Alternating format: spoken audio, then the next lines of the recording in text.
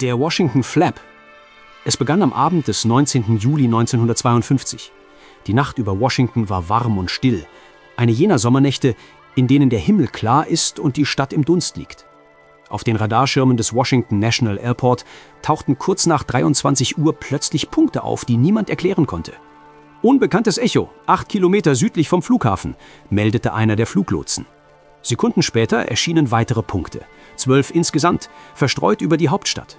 Sie bewegten sich langsam, hielten still, um dann in atemberaubender Geschwindigkeit wieder davonzuschießen. Das ist kein normaler Flugverkehr, meinte ein Lotse, während er sich über den Bildschirm beugte.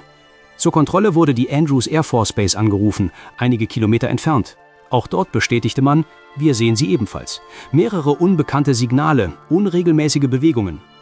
Kurz nach Mitternacht meldeten sich die ersten Piloten. Ein Linienflugkapitän, der gerade im Anflug auf Washington war, funkte: Tower, wir sehen hier mehrere helle Lichter. Sie scheinen über der Stadt zu schweben. Ein weiterer Pilot auf derselben Route bestätigte: Sie sind weiß und blau und sie bewegen sich viel schneller als wir. Die Phänomene hielten bis in die frühen Morgenstunden an. Immer wieder verschwanden die Punkte von den Schirmen, tauchten plötzlich an ganz anderer Stelle wieder auf, als würden sie Katz und Maus mit den Radarstationen spielen. Gegen 4 Uhr morgens löste sich das Schauspiel auf und die Lichter verschwanden, als hätten sie nie existiert. Eine Woche später, in der Nacht vom 26. auf den 27. Juli, kehrte das Unbekannte zurück. Gegen 21 Uhr registrierten die Radarschirme erneut unerklärliche Signale. Diesmal zahlreicher und deutlicher. Wir haben wieder Gesellschaft, murmelte ein Lotse. Kurz darauf meldeten Anwohner aus den Vororten von Washington seltsame Lichtformationen am Himmel. Die Regierung reagierte sofort. 2 F-94-Abfangjäger wurden in die Luft geschickt. Einer der Piloten berichtete später: Wir sahen Lichter, aber jedes Mal, wenn wir Kurs auf sie nahmen, verschwanden sie. Kaum drehten wir ab, tauchten sie wieder hinter uns auf. Es war, als hätten die Objekte ein Bewusstsein dafür, was die Piloten taten, und als wollten sie absichtlich narren. Auf den Radarschirmen blieb die Aktivität hoch. Immer wieder riefen die Lotsen die Militärpiloten an: Ziel direkt voraus, 2 Meilen.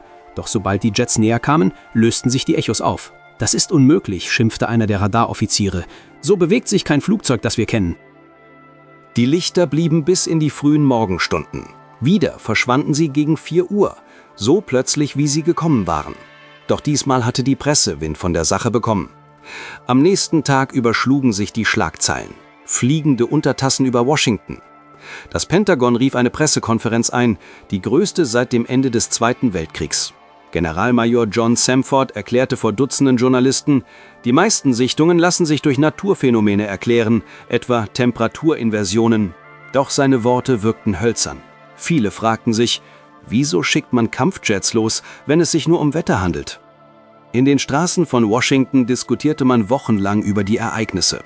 Einige hielten es für die Ankunft von Außerirdischen, andere für streng geheime Experimente.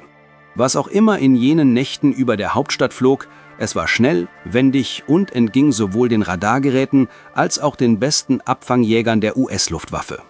Neben den Radarlotsen und den Piloten meldeten sich in jenen Nächten auch ganz andere Stimmen, die dem Geschehen einen noch unheimlicheren Charakter verliehen.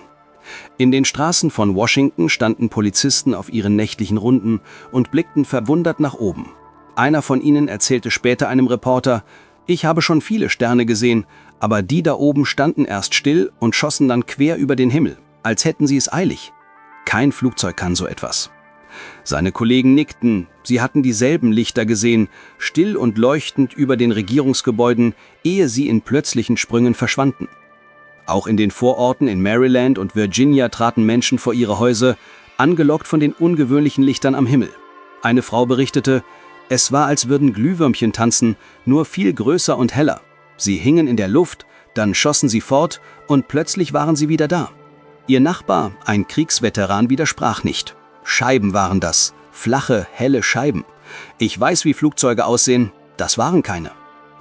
Auf dem Rollfeld des National Airport kamen Mechaniker und Bodenarbeiter aus den Hangars, als sie die Rufe der Lotsen hörten. Ein Mechaniker blickte nach oben und meinte, sie schwebten direkt über uns. Kein Geräusch, kein Motor, nichts. Dann schossen sie weg, als hätte jemand die Himmelsschleuse geöffnet. Er war sichtlich erschüttert, als er später davon erzählte, denn er arbeitete seit Jahren mit Maschinen und kannte die Silhouetten von jedem Flugzeug, das auf dem Flughafen verkehrte. Sogar einige Reporter, die am zweiten Wochenende wegen der ersten Pressemeldungen schon in Washington weilten, kamen in den Genuss eines Anblicks, der sie aus der professionellen Distanz riss. Einer von ihnen notierte: Über dem Kapitol sah ich 2 helle Lichter. Sie bewegten sich ruckartig, blieben stehen, dann verschwanden sie. Ich musste blinzeln, um sicherzugehen, dass ich mir das nicht eingebildet hatte. All diese Stimmen, die Polizisten auf Streife, die Familien in den Vororten, das Flughafenpersonal und sogar Journalisten, sie alle sagten im Kern dasselbe.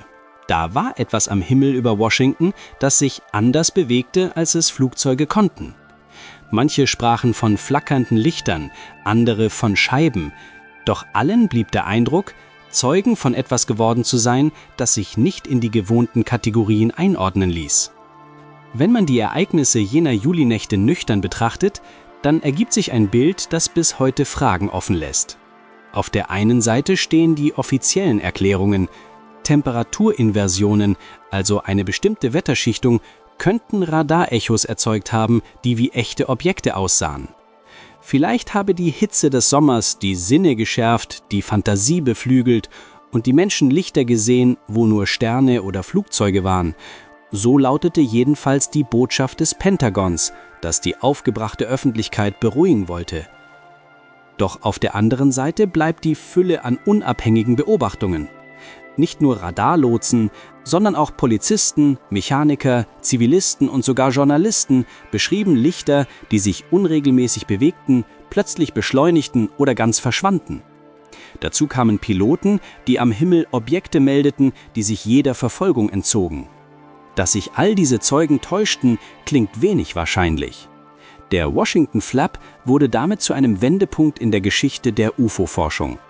Zum ersten Mal standen nicht nur vereinzelte Berichte im Raum, sondern ein ganzes Geflecht aus Radardaten, Augenzeugen und öffentlicher Aufmerksamkeit.